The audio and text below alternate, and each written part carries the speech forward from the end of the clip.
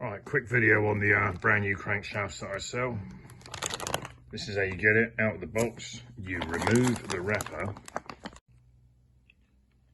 and as you can see, it's covered in a lot of grease, wax, whatever you want to call it. This will all dissolve just using fresh petrol. So that's what we're going to do, is just clean it off with a paintbrush, fresh petrol, and put a little brush through all the little oil-way holes. Right, so there you go, paintbrush, petrol, and you brush it down. And you just got to make sure that you get like the little brown wax out of all the ways.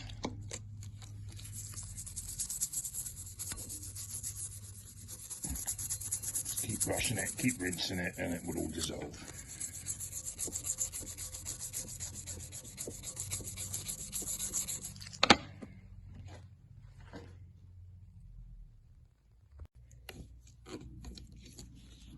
Little brush, see the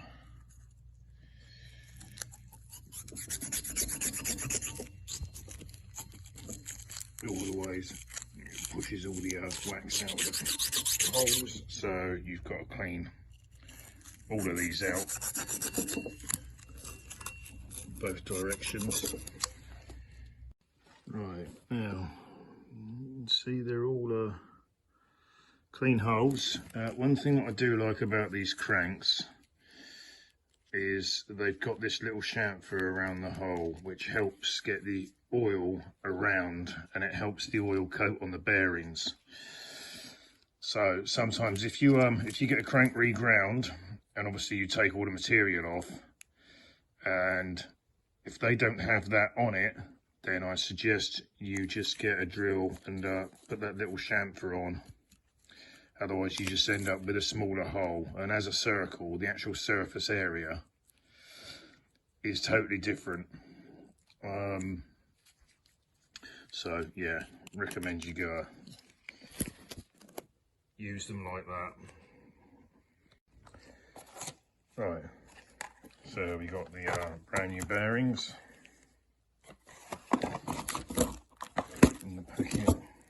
So again, you just they'll have a bit of residue on them. Clean them off, clean tissue paper and stuff.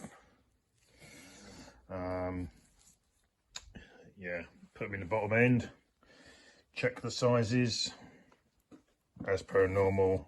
It's in the manual. If you don't know what you're doing, pay someone else to do it.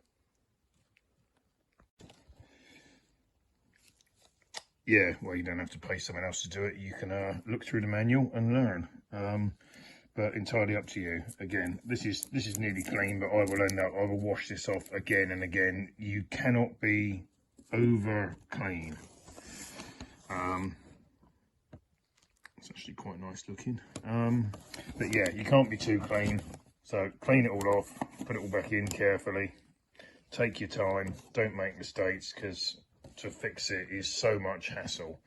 This is why building engines is labour intensive, because you have to make sure that it's right. Now, I use this stuff called a flexi gauge. You get a tiny bit of it, like a little hair.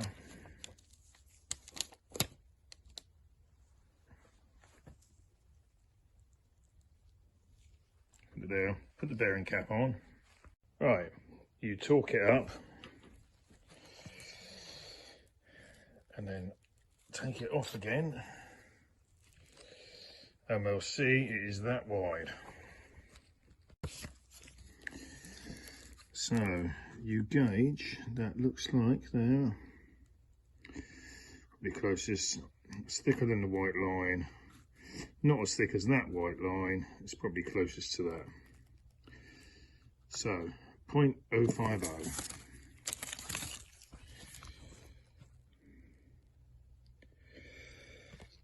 0.050. Right, it's actually looking at the millimetre side, but it doesn't matter anyway. 050 there, so mil. Main bearing clearance 025 to 063. So it's in between the two, so in between 038 and 050.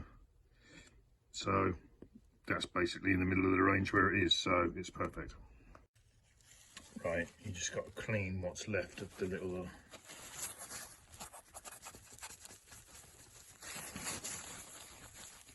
residue off.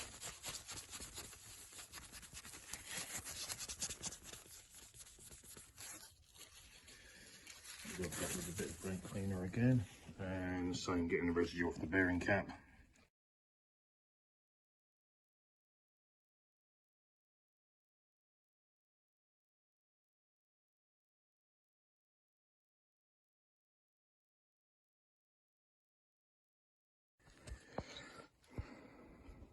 Right, the flexi gauge.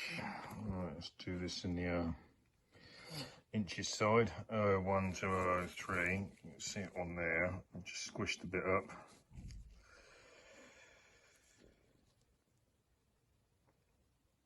That is 015. You see two. Green line's too small. That's just about that. So between 2 and 15.